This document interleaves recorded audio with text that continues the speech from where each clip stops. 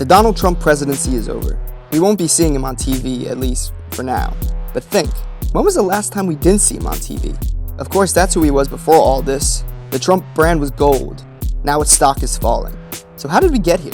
From tweets to trolls to treason at the United States Capitol.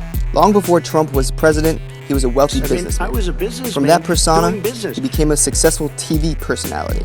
But the Donald isn't our first television president. So let's go back to our original question.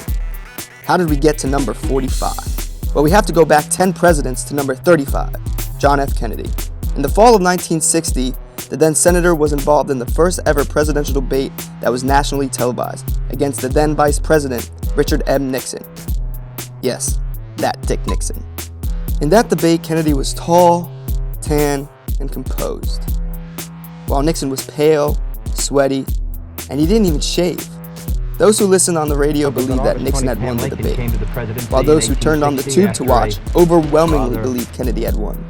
This started the trend that each party had to have a candidate who wasn't only good for the country and stood for the policies of the party, but the candidate also had to be visually marketable, and the more Hollywood, the better. So 20 years later, the Republicans literally went to Hollywood for our 40th president, Ronald Reagan.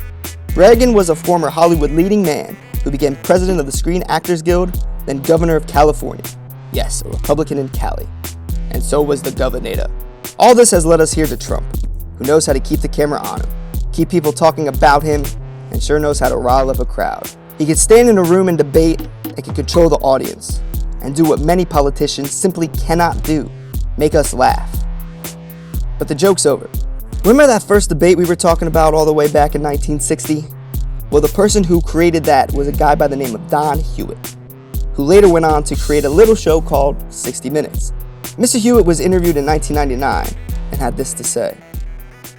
I don't think you ought to pick your presidents by who is the best television performer. There's something wrong with that. That's always worried me. Great television performers don't necessarily make good presidents.